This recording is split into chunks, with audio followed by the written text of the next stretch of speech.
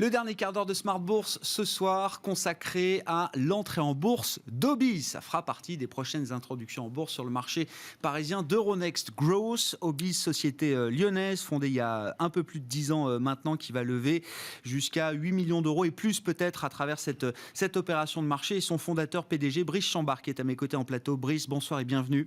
Bonsoir Grégoire, bonsoir à tous. Merci d'être là. Obiz, alors on va parler de marketing, plateforme digitale qui propose des solutions de marketing. Vous dites marketing relationnel, responsable, marketing affinitaire.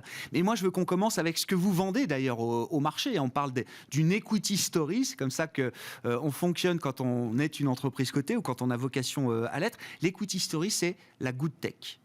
Alors, pourquoi est-ce que c'est ça que vous mettez en avant, Brice, et visiblement, c'est quand même une première, en tout cas pour une opération d'introduction en bourse. Alors, merci Grégoire de partir sur ce point-là. Parce que c'est vrai que quand j'ai créé Obiz il y a un peu plus de 10 ans, c'était vraiment pour une entreprise à impact, une entreprise à mission. On n'a pas attendu la loi Pacte. La loi Pacte est très bien, mais on n'a pas attendu pour être une entreprise à mission. Et dès l'ADN, dans les statuts, on a déjà prévu quel était l'impact que l'on recherchait via nos actions. Donc il y en a 3 principaux. Le premier, c'est donner accès au plus grand nombre à des activités en lien avec le sport, le loisir, le bien-être, le mieux vivre.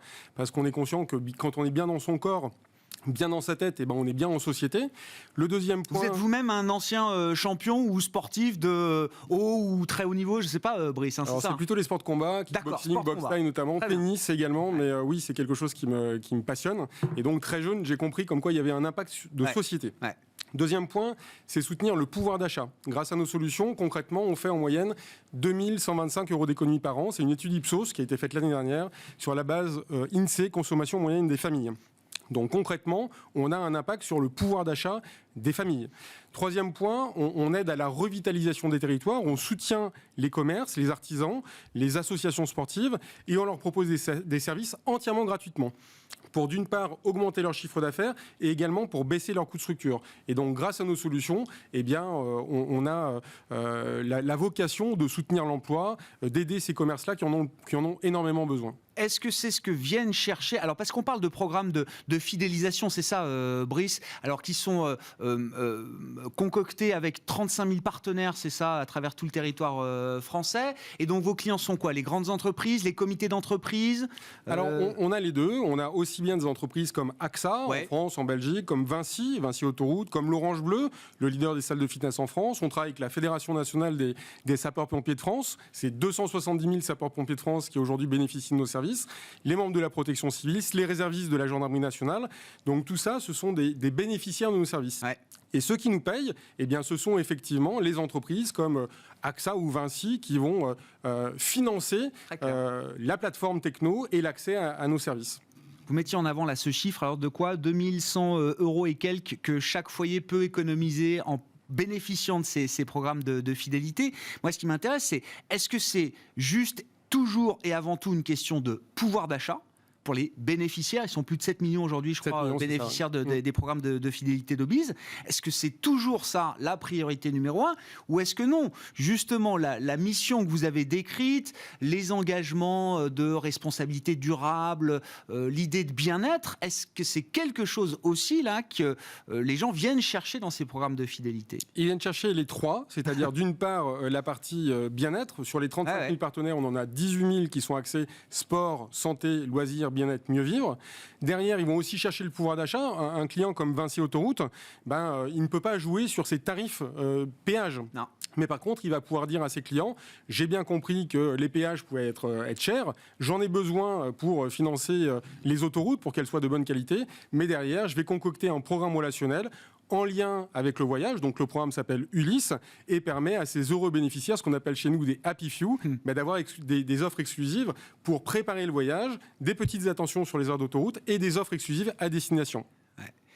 C'est un modèle qui est rentable, hyper croissance évidemment. Vous étiez, j'ai vu 2010 c'était 1 million d'euros, 2015 on est à 15 et 2000, oui c'est ça. 2000, c'est ça, un peu plus de 15. On a prévu un peu plus de. Non, c'était en 2020. Voilà, c'est ça. Vous étiez à 15 millions, vous étiez à 1 million en 2015 et 2025 vous visez 50 millions. Là c'est le chiffre que vous avez communiqué au marché avec déjà une marge d'EBITDA de plus de 5%. C'est ça. Donc on est rentable depuis le début de l'aventure. C'est pour ça qu'aujourd'hui il me reste encore, j'en profite, 99,78% du capital. Donc on n'a pas eu affaire à des private equity classiques auparavant, c'est notamment... votre première augmentation de capital, là, C'est la première. C'est la première et augmentation de capital, et bien on fait l'introduction en bourse. On a l'habitude d'être transparent vis-à-vis de nos partenaires, nos collaborateurs, nos clients. Donc pour moi, il n'y a pas de sujet à être transparent vis-à-vis du marché. Et derrière, eh bien, j'ai besoin de cette liberté pour délivrer. Pour moi, c'est un bébé, Obiz. Je suis père de famille, j'ai 3 enfants, j'ai envie de dire 4 avec Obiz.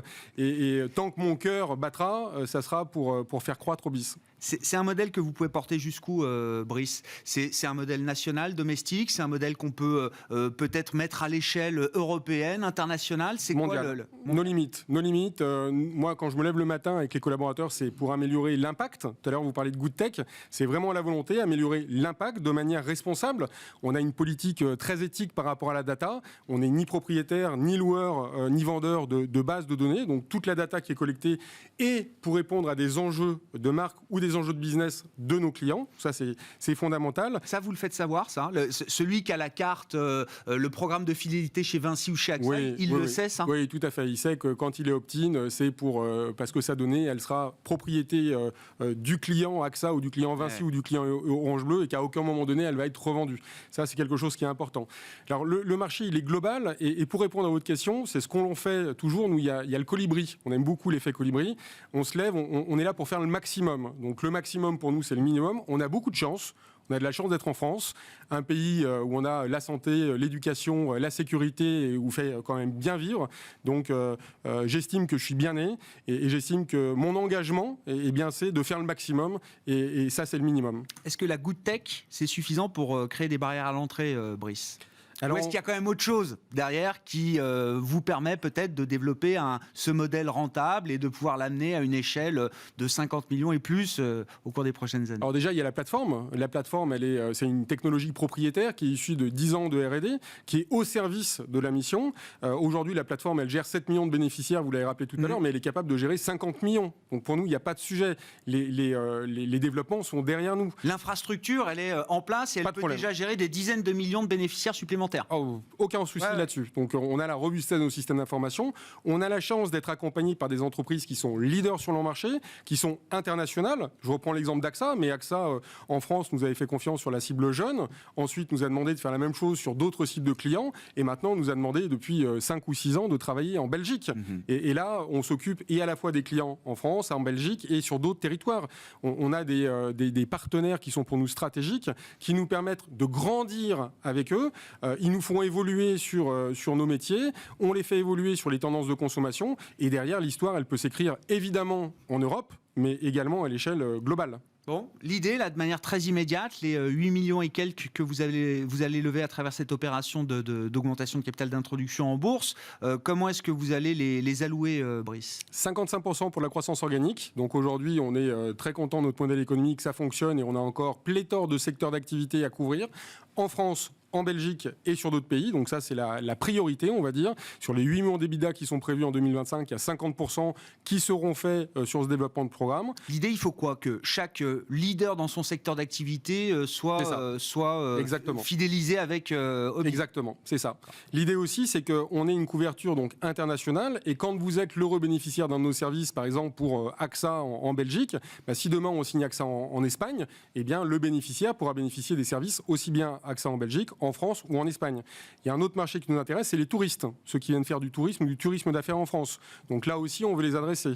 Et enfin, il y aura, donc je vous ai dit 50% pour la croissance organique, 55%, et 45% qui seront consacrés à la croissance externe. Aujourd'hui, on a ciblé une trentaine d'entreprises qui étaient susceptibles de nous intéresser. Et qui sont quoi ? Des petites entreprises de programmes de fidélité à l'international essentiellement. À l'international essentiellement. Oui, c'est vraiment la vocation, parce qu'on a des clients qui nous demandent de faire la même chose sur d'autres pays. Je pense notamment à l'Espagne, l'Italie, le Portugal en priorité. Mais après, encore une fois, on est capable d'accompagner nos clients sur d'autres pays à chaque fois qu'ils nous le demandent. Bon, vous êtes un peu plus de 30 salariés aujourd'hui, c'est ça ? 35 collaborateurs. On a déménagé il n'y a pas très longtemps. Si vous voulez venir nous visiter, on est à 5 minutes à pied de la gare Lyon-Perrache. Ah, très bien. On a une jolie terrasse avec vue sur les montagnes. Et quand il fait beau, on arrive même à voir le Mont Blanc. Mont Blanc sur lequel on est allé, toute l'équipe, il y a de ça quelques temps. Je connais assez bien Lyon. Oui, tout le quartier de la gare Perrache est en train d'être un peu réhabilité, je crois. C'est ça, tout à fait. Merci beaucoup. Merci d'avoir été avec nous. Et donc, je le rappelle, la période de souscription court jusqu'au 20 mai pour l'introduction en bourse d'Obise qui se déroulera sur le marché d'Euronext Growth d'ici la fin du mois de mai, le 21 mai, pour la première cotation. Et Brice Chambard, son fondateur et PDG, qui était à mes côtés en plateau ce soir dans le quart d'heure thématique de Smart Bourse. Merci encore. Très bonne soirée sur Bismart. Nous, on se retrouve, alors non pas demain, mais lundi à 12h30, lundi prochain à 12h30 pour Smart Bourse, votre double dose quotidienne de marché en direct.